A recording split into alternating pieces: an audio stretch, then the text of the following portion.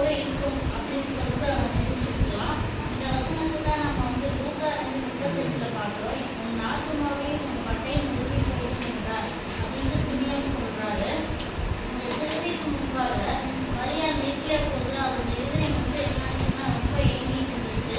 அந்த இடத்துல சிலுவை தொங்கி இயேசுப்பா வேதனைப்படுகிற நேரத்தில் மரியாள் என்ன பண்ணா, இயேசுப்பா வந்து அம்மான்னு கூப்பிட மாட்டாங்களா அப்படின்னு சொல்லிட்டு அவங்க வந்து ரொம்ப வேதனைப்படுறாங்க மரியாள். அப்போ ஒரு வேளை ஏங்கி இருக்கலாம். அந்த டைம்ல இயேசுப்பா என்ன சொல்றாங்கன்னா, ஸ்திரீயே அதோ உன் மகன் என்று சொல்கிறார். தன்னுடைய தாயை பார்த்து அம்மா என்று தன்னுடைய தாயை அம்மா என்று சொல்லாம ஒரு பெண்ணை பார்த்து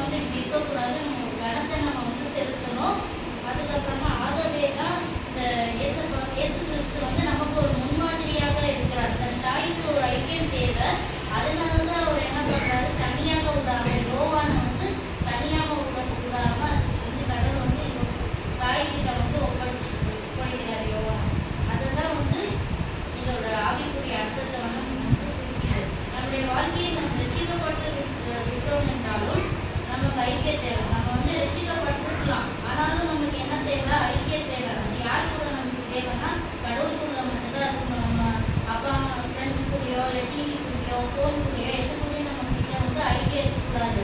கடவுளுக்குள்ள மட்டும்தான் நமக்கு வந்து ஐக்கியம் ஜாஸ்தி வந்து ரிலேஷன்ஷிப் ரொம்ப க்ளோஸாக இருக்கணும்.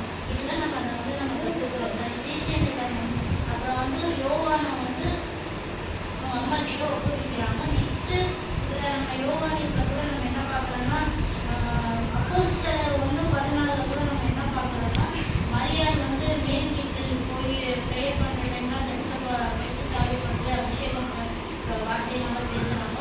இதனால கூட அவங்க வந்து நம்ம என்ன நினைக்கிறோம் ஏசப்பா ஸ்ரீ அவங்க என்ன பண்ணுறாங்கன்னா வைராகியமாக சாட்சியாக தான் அந்த இடத்துல வாழ்ந்து காமிக்கிறாங்க.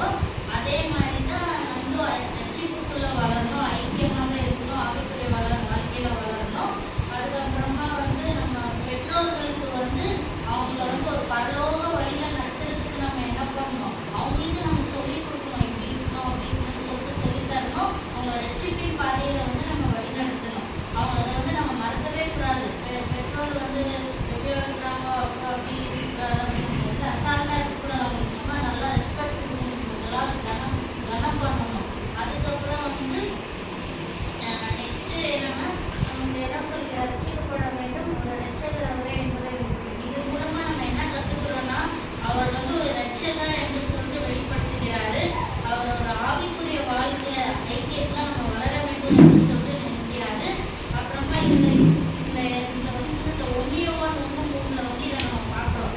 அப்படின்னா அது வந்து ஒரு ஐக்கியத்தை குறிக்குது. ஒரு ஐக்கியத்தில் நம்ம வளரணும் அப்படின்னு சொல்லிட்டு குறிக்குது. நெக்ஸ்ட்டு நம்ம மரியாள் கிட்ட இருந்து நம்ம என்ன கற்றுக்கிறோன்னா வந்து ஒரு கீழ்ப்படிகளும் ஒரு அர்ப்பணிப்பான ஒரு இதை வந்து நம்ம கற்றுக்கிறோம். அவங்ககிட்ட நம்ம என்ன கற்றுக்கிறோன்னா ஒரு அடையாளமாக கீழ்ப்படிக்கிறது அர்ப்பணிப்பாக நம்ம வாழணும். ஏசப்பா என்ன வார்த்தையில் என்ன சொல்லியிருக்கோ அதை நம்ம கீழ்ப்படிகளாக இருக்கணும். நெக்ஸ்ட்டு அர்ப்பணிப்போடு நம்ம வாழணும்.